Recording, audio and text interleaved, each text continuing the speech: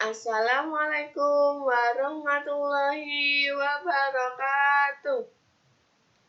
Bagaimana kabarnya hari ini? Alhamdulillah, tetap semangat ya meskipun belajar dari rumah. Pada minggu lalu kita belajar mengenai menyusun paragraf berdasarkan ide pokok.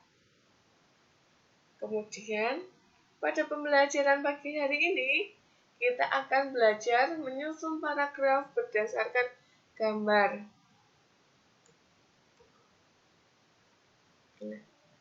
Bagaimana langkah-langkah membuat paragraf berdasarkan gambar? Langkah-langkahnya itu sama seperti langkah-langkah yang kemarin, yaitu menyusun paragraf berdasarkan ide pokok. Hanya saja, kalau pada pembelajaran yang kemarin ide pokoknya sudah diketahui. Kalau sekarang kita menentukan dulu ide pokoknya. Tetapi sebelum menentukan ide pokok, kita tentukan dulu temanya. Tema atau topiknya, kita akan membuat paragraf mengenai apa? Tentunya mengenai gambar yang sudah diketahui atau sudah disediakan. Baru kemudian kita tentukan ide pokoknya. Dari gambar yang telah tersedia, kita tentukan ide pokoknya. Kemudian kita membuat kalimat utama berdasarkan ide pokok yang sudah diketahui. Selanjutnya, kita kembangkan kalimat utama dan ide pokoknya tadi yang sudah kita tentukan. Yang kelima yaitu membuat kalimat penjelas atau kalimat pengembang dari ide pokok dan kalimat utama yang sudah dikembangkan. Selanjutnya, susunlah kalimat tersebut tadi menjadi suatu paragraf yang padu. Ya. Untuk itu, perhatikan dulu gambar berikut. Di gambar ini ada tanah liat, kemudian cara membuat hasil karya atau gerabah, dan hasil gerabah yang sudah jadi. Nah, kita akan membuat paragraf berdasarkan gambar yang sudah ada tadi.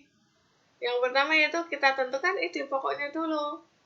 Kita akan membuat dua paragraf sehingga kita tentukan dua ide pokok. Yang pertama yaitu adalah gerabah salah satu warisan yang sangat tua. Kemudian gerabah terbuat dari tanah liat. Setelah kita tentukan ide pokoknya, kita kembangkan menjadi sebuah paragraf atau menjadi kalimat utama dulu juga nggak apa-apa. Kemudian dikembangkan menjadi sebuah paragraf. Paragraf yang pertama yaitu ada salah satu warisan karya budaya yang sangat tua, luas penyebarannya, dan mampu bertahan hingga sekarang adalah gerabah, yakni barang pecah belah dari tanah bakar yang dibuat secara tradisional. Ini kalimat utamanya tadi menyangkut adalah gerabah adalah warisan yang sangat tua. Kemudian kita jelaskan dengan kalimat penjelas yaitu gerabah juga dikenal dengan sebutan tembikar. Gerabah konon sudah dibuat sejak mereka hidup menetap dan mulai bercocok tanam beberapa ribu tahun sebelum Masehi. Dan kini masih kita dapatkan di seluruh pelosok Nusantara. Ini paragraf yang pertama. Kemudian yaitu paragraf yang kedua. Tadi ada ide pokoknya adalah gerabah terbuat dari tanah liat. Nah, kalimat utamanya adalah gerabah-gerabah yang dihasilkan oleh para pengrajin adalah gerabah yang dibuat dari tanah liat yang berwarna kuning dengan pasir halus. Tanah hitam dapat juga dipergunakan, tetapi nanti hasilnya kurang baik. Nah, untuk membuat paragraf, perhatikan yang pertama itu ada beberapa tulisan yang masuk ke dalam atau menjorok ke dalam, yaitu namanya disebut alinea. Jadi setiap paragraf itu diawali dengan alinea dulu, sehingga bisa disebut dengan paragraf. Nah, untuk sampai di sini Nah, diulangi ya, tadi kan udah ada gambar, kemudian menentukan topiknya, kemudian tentukan ide pokoknya, selanjutnya membuat suatu paragraf berdasarkan gambar yang sudah diketahui.